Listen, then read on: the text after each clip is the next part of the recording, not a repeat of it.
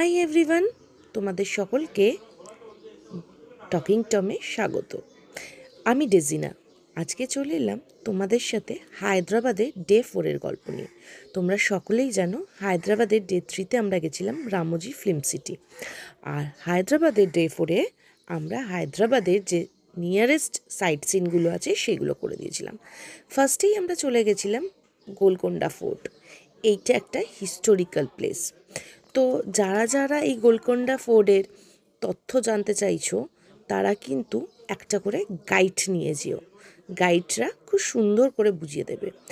আমি basically guide নিয়ে নিই, তার কারণ হচ্ছে আমি নিয়ে গেছিলাম একটা পেশেন্টকে। তো পেশেন্ট তো বেশি ঘুরে দেখতে পারবে না, তাই জন্য আর গাইডটা নিয়ে নিই।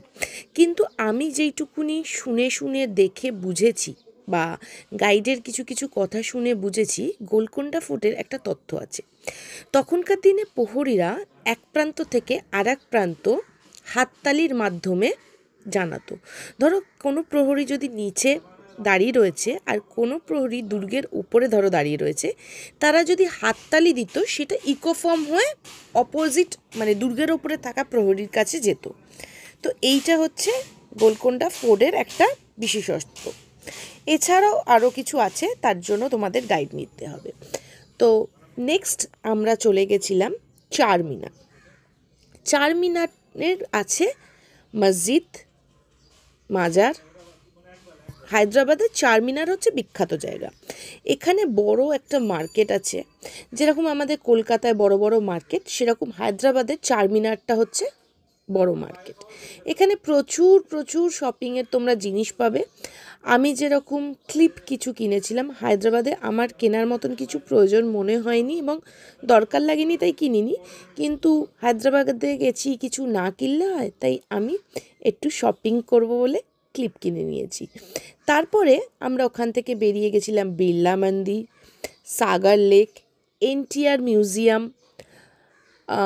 যেখানে এনটিআর মিউজিয়ামে তোমার যেখানে খুব সুন্দর মিউজিয়াম, আর সাগর লেকটা হচ্ছে তোমার একটা বিশাল বড় লেক, মাঝখানেই রয়েছে তোমার বুদ্ধের স্ট্যাচু। এবার তোমাকে সাগর লেকে যেতে হলে তোমাকে একটা বোট করে যেতে হবে, বা তোমরা যদি কোনো পার্সোনাল বোট চাও তোমরা পার্সোনাল বোটে করেও যেতে পারো। এবং নর্মাল বোটে করে যদি মানে ঠিক সাগর লেকের মাঝখানে হচ্ছে বুদ্ধের স্ট্যাচুটা, তো তোমাকে ওই সাগর লেকে যেতে হলে বোটে করে পার পার্সন 100 টাকা করে নেবে। তো এই করলে ঘুরেছি ভালো ভালো জায়গা। তো আরও কিছু জানতে হলে নেক্সট ভিডিওটা দেখতে হবে। চলো টাটা।